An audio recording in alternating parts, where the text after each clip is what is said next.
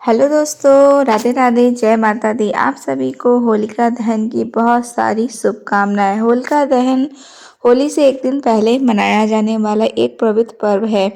यह बुराई पर अच्छाई की जीत और अहंकार अंत का प्रतीक माना जाता है। होलिका दहन में अग्नि जलाने से बुराई और नकारात्मक जैसी चीजें पाप का दहन हो जाता है। जीवन की समस्याओं और दुखों को समाप्त करने का प्रतीक है। भक्त प्रहलाद की रक्षा और दुष्ट होलिका के अंत की स्मृति। प्रिय साथियों, कथा को अंत तक आप सभी जरूर सुनिएगा। यह कथा है उस समय की जब धरती पर चारों ओर हाहाकार मचा था। अंधकार ने प्रकाश को निगल लिया था और दुख की काली छाया हर जीव पर मंडरा रही थी। गांव वाले लोग रितिहाम रितिहाम करके पुकार रहे थे, मानो नियति ने स्वयं आकर उनके जीवन से सारी खुशियां छीन ले गई हो। अन्न के दाने को तरसते बच्चे, भूख से बिलखते बूढ़े और लाचार आंखों से अपने ही परिवार को बिखरते हुए देखते युवा, हर किसी की आंखों में बस एक ही प्रश्न था कि आखिर यह कैसा समय आ गया है। एक ऐसा ही गांव था जिसका नाम था शांतिपुर। वहां पर शांति का दूर दूर तक कोई नाता नहीं था। सदियों से चला आ रहा वह हरा भरा गांव, जहां कभी चिड़ियों का चहचहाना और बच्चों का किलकारी गूंजती थी, आज सूना पड़ गया था। सूखे से खेत फट गए थे, कुएं सूख गए थे और नदियों में पानी की जगह रेत के ढीले दिखने लगे थे। तो जो थोड़ी बहुत फसल बचती भी थी, उसे क्रूर जागीरदार भैरव सिंह अपने सिपाहियों के साथ लूट ले जाता था। भैरव सिंह का अत्याचार इतना बढ़ गया था कि उसने गांव वालों को जीने का अधिकार भी छीन लिया था। वो मनमानी करता था, किसी की बहू बेटी की इज्जत लूटता था, किसी के जवान बेटे को बदुआ मजदूर बना देता था और गांव में कोई ऐसा नहीं था कि जो उसकी आंखों में आंखें डालकर बात कर सके। डर का ऐसा साया था कि लोग रात को भी चैन से सो नहीं पाते थे। उनके होठों पर भजन की बजाय भय की थरथराहट रहती थी। इस अंधकार के भरे समय में एक माँ थी, यशोदा माँ। उसके जीवन का एकमात्र सहारा था उसका नन्हा सा बालक ननंद। 5 वर्ष का भोला भाला बच्चा था, जिसकी आंखों में अभी दुनिया का अज्ञान भरा था। वो भूखा रहता पर अपनी माँ को देखकर मुस्कुरा देता था। उसकी वो निष्पाप मुस्कान ही यशोदा के जीने का सहारा थी। गांव में जब हर घर में चूल्हा नहीं जलता था तो यशोदा अपने हिस्से का खाना भी ननंद को खिला देती थी और स्वयं पानी पीकर सो जाती थी। उसकी आंखें पर हर पल ननंद पर टिकी रहती थी, मानो किसी बुराई नजर से उसे बचा रही हो। भैरव सिंह के अत्याचारों ने जब गांव की कमर तोड़ दी थी, तो उसने एक नया फरमान जारी किया कि अब हर घर से एक बच्चा उसके महल में आकर काम करने के लिए जाया करेगा। बच्चे को दिन भर खटना होगा और शाम को बस थोड़े से सूखे चने मिलेंगे। यशोदा का कलेजा मुंह को आ गया।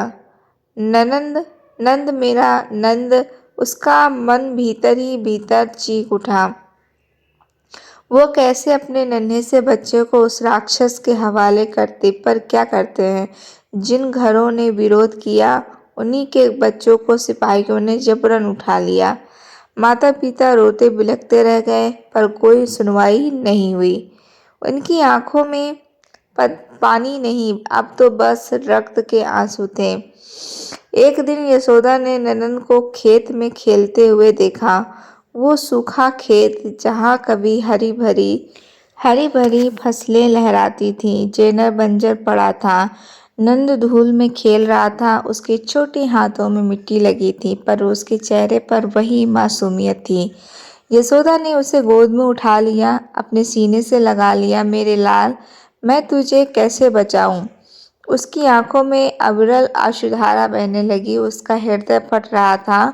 वो मन ही मन भगवान को कोसती थी कि हे ईश्वर, तूने हमें यह कैसा जीवन दिया है क्या हम इसी के लिए जन्मे हैं? हर दिन मौत से भी बदतर जीवन है।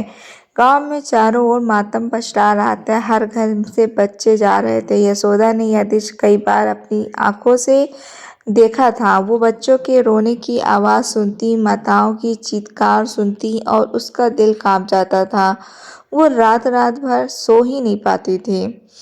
नंद को अपने पास कसकर सुलाती और बस प्रार्थना करती रहती कि हे नारायण, मेरे नंद को बचा लो और इसे इन राक्षसों से बचा लेना। उसकी प्रार्थना में इतनी करुणा थी, इतनी सच्ची पुकार थी कि पर्वत भी पिघल उठती थी, पर भैरव सिंह का क्रूर हृदय नहीं पिघलता था। लोग इतने असहाय हो चुके थे, एक दूसरों की मदद करना तो दूर, वो खाने को भी कुछ भी नहीं करते थे। वो जब अपनी अपनी नीति ने ऐसा खेल खेला कि हर रितिहाम कर रहा था, और फिर वही हुआ जिसका डर था। भैरव सिंह के सिपाही यशोदा के घर भी आ ही पहुंचे। यशोदा ने नंद को अपनी साड़ी के पल्लू में छिपा लिया था, पर वे राक्षस कहाँ मानने वाले थे। उन्होंने यशोदा को धक्का दिया, वो गिर पड़ी और नंद को उनकी आंखों के सामने ही उठा ले गए और खींच के ले गए।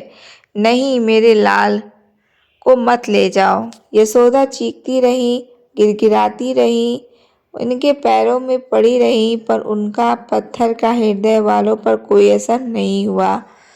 नंद को रोता हुआ अपनी माँ की ओर देखता हुआ उन क्रूर हाथों में चला गया। यशोदा मूर्छित होकर वहीं धरती पर गिर पड़ी। जब उसे होश आया तो उसकी आंखों में आंसू नहीं थे, बस एक खामोश भगवान शून्य था। उसकी कलेजा फट जा रहा था, उसका सब कुछ लुट चुका था। कैसे जिएगी वह अब किसी के सहारे? उसने देखा गांव के मंदिर की ओर, वो मंदिर जो अब उजड़ पड़ा था। जहाँ कभी भक्तजनों की भीड़ उमड़ती थी, आज वहाँ सन्नाटा बस रहा था। पर यशोदा को वहाँ से एक हल्की सी रोशनी दिखाई दी, जैसे अंधकार में एक छोटा सा दिया टिमटिमा रहा हो। नारायण, और वह एक शब्द निकला। वो धीरे धीरे पैरों में जान आई, पर माँ की ममता ने उसे शक्ति दी। वो लंगड़ाती हुई मंदिर की ओर पड़ी। मंदिर में भगवान विष्णु की एक पुरानी दूर से सटी हुई मूर्ति थी। यशोदा ने उसी मूर्ति के सामने बैठकर अपना सिर झुका दिया, और उसके आंसू अब आरुत नहीं थे, वे गंगा यमुना की तरह बहने निकले थे और दिनदिना रहे थे। जग पालक, तुम कहाँ हो? क्या तुम अपनी इस अभागिन दासी को पुकार नहीं सुनते? मेरा नंद, मेरा बालक, उसे उन राक्षसों से बचा लो। मेरा तो बस वही एक सहारा है प्रभु। अगर वह नहीं रहा तो मेरा जीवन किस काम का? मैं कभी उसके साथ मर जाऊंगी। मैंने सदा तुम्हारा नाम जपा है, हे केशव, हे दामोदर। मैंने कभी किसी का बुरा नहीं किया। क्यों यह पीड़ा, क्यों यह अन्याय? यशोदा ने अपने सिर को धरती पर पटक पटक कर प्रार्थना की, और उसकी आवाज़ में दर्द था, समर्पण था और अटूट विश्वास था। वो कई दिनों तक मंदिर में बैठी रही, भूखी प्यासी, बस भगवान विष्णु का ही नाम जपती रही। गांव वाले उसे पागल समझने लगे थे, पर उसे किसी की परवाह नहीं थी। उसे बस अपना नंद चाहिए था, और उसे विश्वास था कि उसके नारायण उसकी पुकार अवश्य ही सुनेंगे। इसी बीच होलिका दहन का पर्व निकट आ रहा था, और गांव में यह पर्व भी अब बस एक रस्म बनकर रह गया था। लोग लकड़ी इकट्ठा करते, पर उनके मन में कोई उल्लास नहीं था। उन्हें तो बस यही लगता था कि यह अग्नि उनके दुखों को और बढ़ाएगी। और जागीरदार भैरव सिंह ने भी घोषणा करा दी थी कि होलिका दहन की रात एक बड़ा अग्निकुंड बनाया जाएगा, जिसमें सारे गांव वाले अपनी सारी बुराइयों को स्वाहा करेंगे। पर लोगों को पता था कि यह स्वाहा तो उनके बचे कुचे जीवन को ही करेगा। होलिका दहन की रात आ गई, और आसमान में चांद भी बादलों में छिपा हुआ था, मानो वह भी इस दुख भरे दृश्य को देखना नहीं चाहता था। चारों ओर सन्नाटा सा था, केवल सूखी लकड़ियों के ढेर पर हवा सरसराहट की आवाज कर रही थी। यशोदा अपने नंद को याद में खोई हुई थी। मंदिर में बैठी थी, उसकी आंखें लाल थी, पर उनमें एक अजीब सी चमक थी। उसे लगा रहा था कि जैसे उसकी प्रार्थनाएं अब भगवान के चरणों तक पहुंच चुकी हैं। उसने अपने मन में संकल्प किया था कि वह होलिका की अग्नि कूद जाएगी यदि उसका ननंद वापस नहीं आता। माँ की ममता ने उसे इतना कठोर बना दिया था कि गांव वाले ने डरते डरते होलिका का ढेर तैयार किया। भैरव सिंह के सिपाही पहरा दे रहे थे। जैसे कि अग्नि प्रज्वलित करने का क्षण आया, यशोदा अपनी चीज से उठी और वो धीरे धीरे होलिका के कुंड की ओर बढ़ी। उसके कदम डगमगा रहे थे, पर उसका संकल्प अटल था। गांव वालों ने उसे देखा और वे सहम से गए, पर किसी में उसे रोकने की हिम्मत ही नहीं थी। और उसके बाद जैसे ही एक सिपाही ने मशाल से होलिका को आग लगाई, एक भयानक चित्कार उठी। अग्नि धू धू कर जलने लगी और उसकी लपटें गांव के घरों से भी ऊंची उठ गई थी। तभी उस दहकती हुई अग्नि के बीच एक अद्भुत दिव्य प्रकाश प्रकट हुआ निकला, और प्रकाश इतना तेज था कि सबकी आंखों में चमक भर गई थी, और आंखों से उसे देखा तो मन में एक अद्भुत शांति छा गई। वो प्रकाश धीरे धीरे फैलने लगा और उसमें से एक आकृति उभरने लगी। लोग भय और विस्मय से एक दूसरे की ओर देख रहे थे कि यह क्या हो रहा है। अग्नि कुंड के चारों ओर खड़े लोग अपनी आंखें बड़े बड़े कर देख रहे थे, पर वो प्रकाश इतना अद्भुत था कि उसकी तुलना किसी और चीज से नहीं की जा सकती थी। उसकी आभा से पूरा गांव जगमगा उठा था, जैसे अंधकार कभी था ही नहीं। और तभी उस दिव्य प्रकाश के बीच नन्हा ननंद बाहर निकलता हुआ दिखाई दिया। वो मुस्कुरा रहा था, उसके वस्त्र साफ थे और वो एक अजीब सी चमक थी। वो दौड़ता हुआ अपनी माँ की ओर आया और यशोदा की भुजाओं में समा गया। माँ उसे पुकारा और वो आवाज़ यशोदा के कानों में जैसे अमृत घुल गई हो। यशोदा ने नंद को कसकर गले लगा लिया और उसकी आंखों से खुशी के आंसू बह निकले। उसे विश्वास नहीं हो रहा था कि ये सच है, ये था यह सपना। उसका नंद, उसका प्यारा बालक वापस आ गया था, और वो भी उस भीषण अग्नि से। लोग अभाग रह गए और उनकी आंखों में अब डर नहीं बल्कि श्रद्धा और आश्चर्य था। उन्होंने अपने जीवन में ऐसा चमत्कार कभी देखा नहीं था। नंद को लेकर यशोदा वही अग्नि के सामने बैठी थी। उसके चेहरे पर अपार संतुष्टि और प्रेम था। गांव वाले भी धीरे धीरे उसके पास आने लगे थे और वे नंद को छूकर देखना चाहते थे, कि यह विश्वास करना चाहते थे कि यह कोई भ्रम तो नहीं है। एक एक करके हर व्यक्ति ने नंद को छुआ और उनके मन से यह भय की परछाई दूर होने लगी। और तभी एक और अद्भुत घटना घटी। उस दिव्य प्रकाश के बीच से एक वृद्ध साधु प्रकट हुए। उनके चेहरे पर तेज था, उनकी आंखों में असीम करुणा थी और उनके होठों पर एक शांत मुस्कान थी। उनके शरीर से एक अलौकिक सुगंध आ रही थी।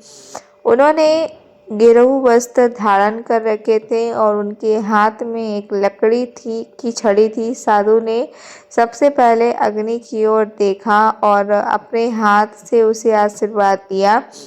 अग्नि की लपटें तुरंत शांत हो गईं और उसमें से एक पवित्र धुआं का गुब्बारा निकला जो पूरे गांव में फैल गया। उस धुएं से सभी को एक अजीब सी शांति और स्फूर्ति का महसूस हुई। फिर साधु ने यशोदा और नंद की ओर देखा। उनकी आंखों में वात्सल्य और प्रेम भरा था, और उन्होंने नंद के सिर पर हाथ फेरा और कहा कि पुत्री यशोदा, तुम्हारी कठोर तपस्या, तुम्हारी अटूट श्रद्धा और तुम्हारे मित्रत्व के प्रेम ने मुझे यहाँ खींचा है। तुम्हारे बालक को कोई हानि नहीं पहुँचा सकता। यह बालक मेरा ही अंश है और इसकी रक्षा मेरा धर्म है। अधर्म का नाश अवश्य भावी है। आज से इस गांव से अधर्म की नींव उखड़ जाएगी। और साधु ने फिर अपनी दृष्टि पूरे गांव वालों पर डाली।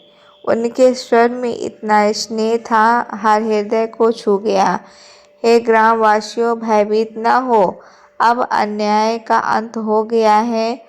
तुम सब ने बहुत दुख झेला, पर अब तुम्हारे अच्छे दिन आने वाले हैं। तुम्हारे विश्वास ने, तुम्हारी आशा ने इस अंधकार को दूर किया है।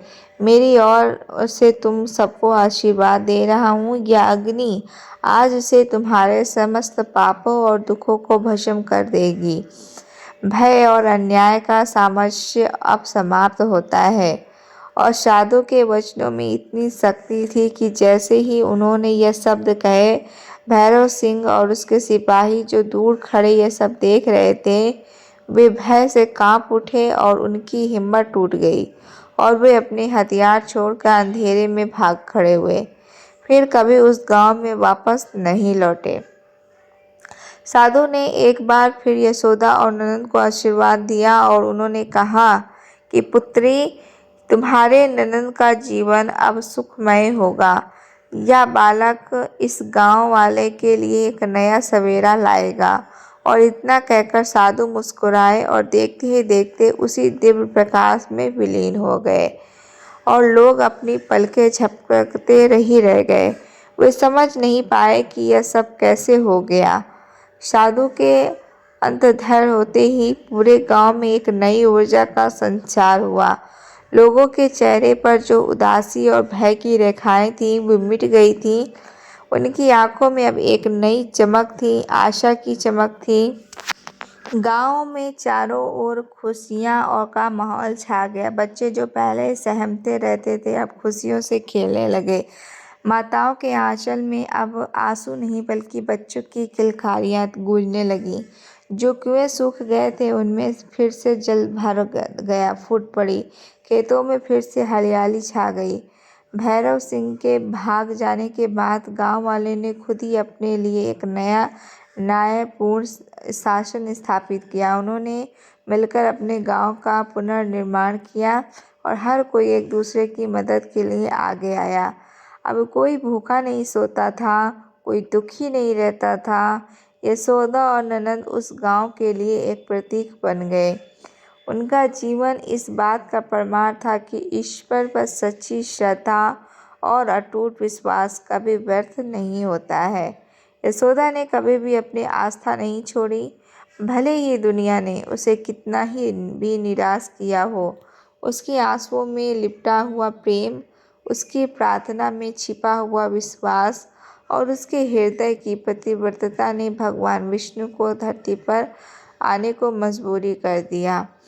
उसके बाद इस कथा के माध्यम से हमें यह सीख मिलती है कि जब चारों ओर अंधकार छा जाए, जब अन्याय अपनी चरम सीमा पर पहुंच जाए, जब मनुष्य असहाय महसूस करने लगे, तब भी हमें अपनी श्रद्धा नहीं छोड़नी चाहिए।